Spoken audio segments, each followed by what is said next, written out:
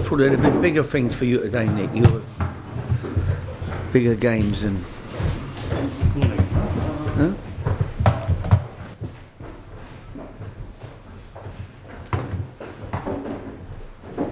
Okay, Nick, when you're ready, please. Harry, hello. Nick? Could I start by just checking on the latest on Mauro Zarate? Is that deal virtually over the line now? Well, it's a player that we've been talking about the possibility of loaning him. It's not done yet. No.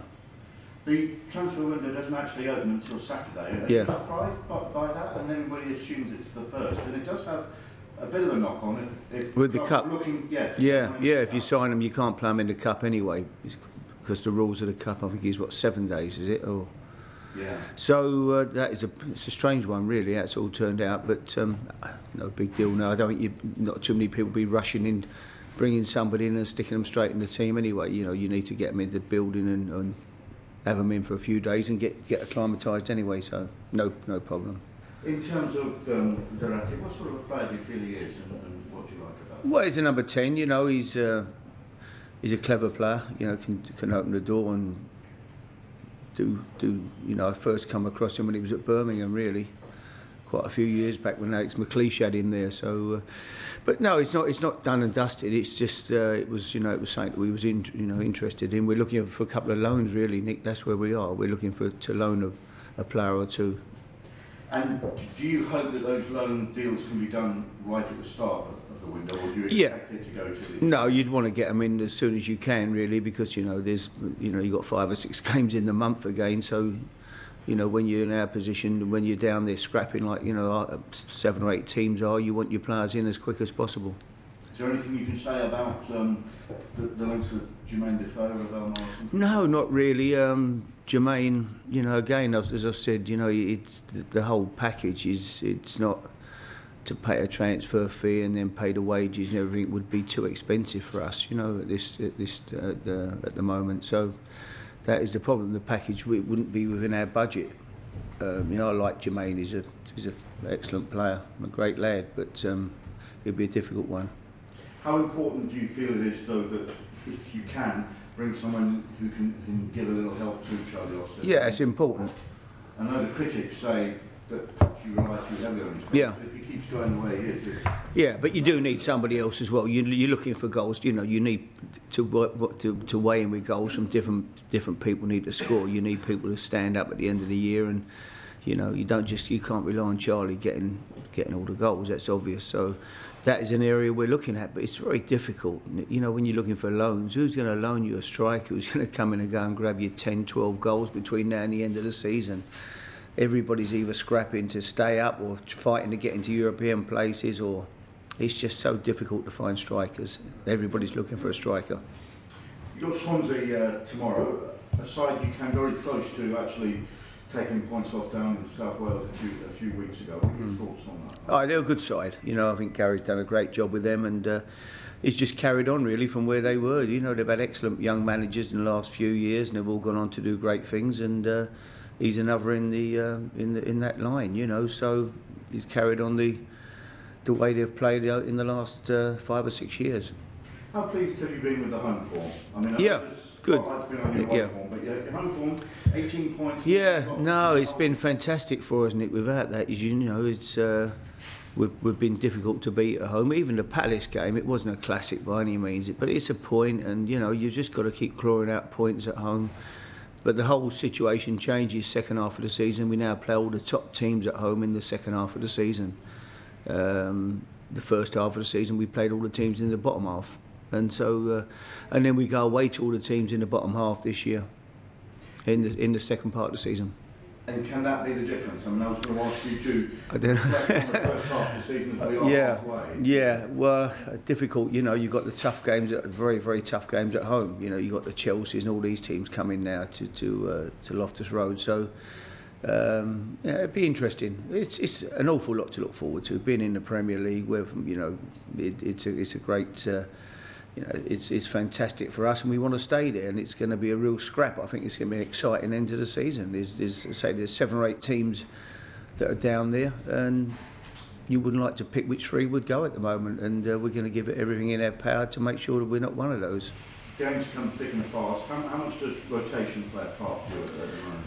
Well, it is difficult when we've got a squad. We're not a young squad. We've got several of our key players are not young, and so to ask them to play 3-4 games in such quick succession is difficult. But we'll have a look at it this morning, see who looks bright and who's ready to go again, and decide from there. Are you carrying any knocks from the players? No, nothing special. No, pretty much everybody came out of that game okay. So we'll see how we go again for this game tomorrow. You do play on New Year's Day. Yeah. When you're in a situation like that, do you ever have any advice to your players about New Year's Eve? Well, we're going to a hotel anyway. We stay away in a hotel. I mean, even that is difficult because most hotels have functions on. There's always plenty of noise. So we're just hoping that not tonight that we can, where we are, that it's going to be quiet as best we can, and the players they'll have their dinner at 10 o'clock, or finish their dinner by 10 o'clock, not 9:30. And they'll be in their rooms, that's it. Players don't go out New Year, Couple of managerial changes, of course, in the offing at the moment. I wonder what your thoughts are about the possibility of Alan Pardew coming back to manage in London, and maybe Tony Pulis being back in the Premier League. Yeah, I mean, it was, for Alan to go back to Crystal Palace, you can see Newcastle was a fantastic club, but, he's come through unbelievable pressure there recently. He's had some real abuse, hasn't he? And he came through that, picked the team up again, and he probably feels now, that if a few bad results, they'll be back on him again. So maybe, and Palace is in his blood. He was a good player for Palace. So I can see back to London for him. So yeah, it's a good move for him. It's I'm sure he'd be looking forward to that if it comes off. West Brom, well, Alan Irvine was an excellent manager in my opinion, coach, manager, great lad. Really sorry to see him go. I thought they were playing some good football. They played ever so well down our place the other week, and I've seen them a few times, but they've decided to change, and they're talking about either Tony or Tim going in there. They're both good lads, so it'd be interesting to see what they do. Does that make your job any harder when your rivals around you start chopping and changing managers, or do you think actually the stability of staying the same might give you the edge? I don't know. It's about players in the end of the day. You need good players, and West Brom have got a decent squad. I think they've been in the Premier a few years now. They've got a decent squad of players. Palace, I was impressed with Palace against us the other day. I thought they looked strong, quick on the break. So again, I think Alan's going into a club where I think he's got the tools to work with. I'm sure they'll bring one or two in as well, so they'll be decent. It's going to be tight down that bottom of the division. There's lots of decent teams, and on their day, anyone can beat anybody. And finally, just wondered what your highlights of 2014 might be, and what you're looking forward to most about 2015. I hadn't thought about that one, Nick. You've hit me with one there. I can't. Obviously, Bobby Zamora scoring the winning goal from QPR. From my point of view at Wembley was something I'll never forget. It was an amazing finish to a game with 10 men hanging on, and then Bobby suddenly hits one out of nowhere into the top corner. So that'll always be special for me, and for the club. 2015, just looking really away from football, looking for a peaceful year really in the world, Nick, and just good health to everybody and the families, and that's about it really. Football wise, staying in the Premier League, hopefully, keeping QPR up. That's my personal selfish one, Okay. Harry, on that note, 34 points would have been good enough last season to stay up. I wonder what you think the target would be this year for you, just generally. I don't know, really. It's difficult to know. You've seen teams go down with 44 points before, haven't we? I think it was 44 one year, West Ham. So it's difficult to know, really, what it's going to take. But I'd have took this amount of points, after the start we had when we were sitting there, with 4 points for quite a while. To be back in the pack and be where we are now, I'd have took that all day. And I'd have took this at the start of the season. Because, when I sat here 2 weeks before the season started, I really couldn't see where we were going to go because, we really didn't have the makings of a squad. So I think we've done ever so well. The away form obviously hasn't been good enough. but certainly at home I think we've been excellent, and we've got a good group of lads in the main. They're a good bunch of lads who want to do well. The attitude, the spirit around the place has been good. So if we can continue that the second half of the season, we've got a decent chance. You touched on it when you were chatting to Nick about Harrow paying tribute to Alan Irvine at West Brom. I wonder what your thoughts are on Neil Hoilett as well. Just 3 points left. And Neil, Neil. I mean, I thought he was doing a good job at Palace. That came out the blue as well to me. It really was. I couldn't see that coming. But the way it is now, the rewards for staying in the Premier League are so great. A few bad results and teams push the old panic button. So, but no, I think Neil came back in and did nothing wrong. I thought, and Alan as well. Alan's, as I say, Alan Irving's a great lad, and I thought he did a very good job at West Brom. Where are these clubs supposed to be? That is the problem. I think people get carried away. I think if you look at the start of the year, if you look at the stats, people, all the good judges who do that for a living, they'd have put West Brom at the end of the season 37, 38 points. I think that was the mark they were given.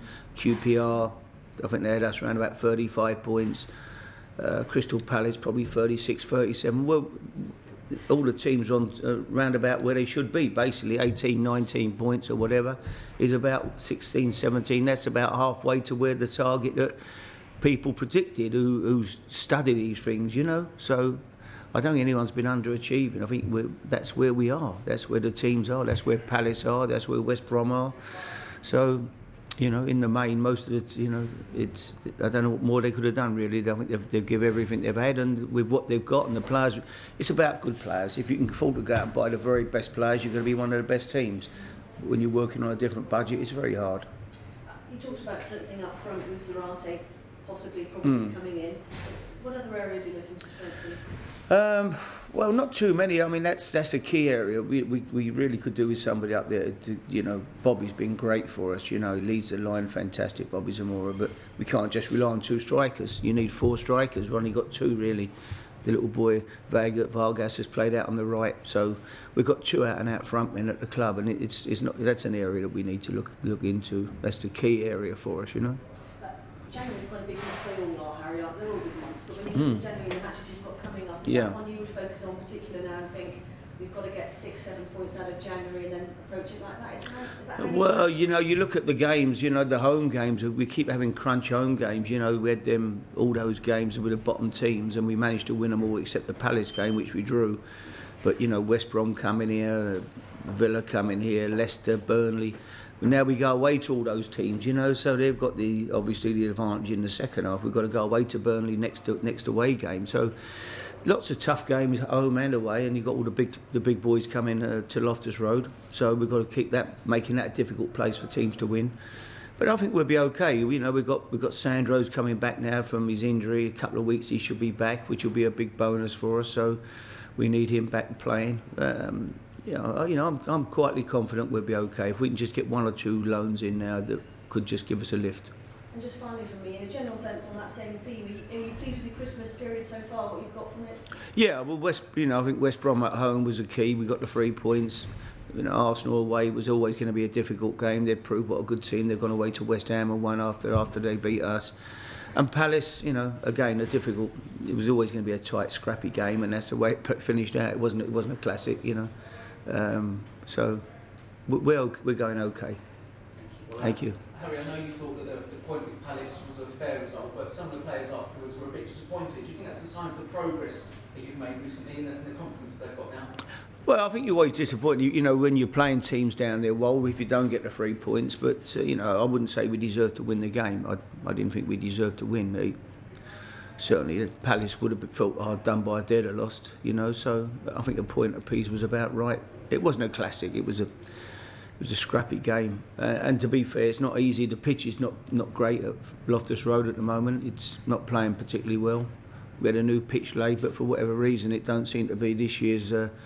it's not conducive to great passing football anyway. So, and there wasn't a lot of great football played on it the other day.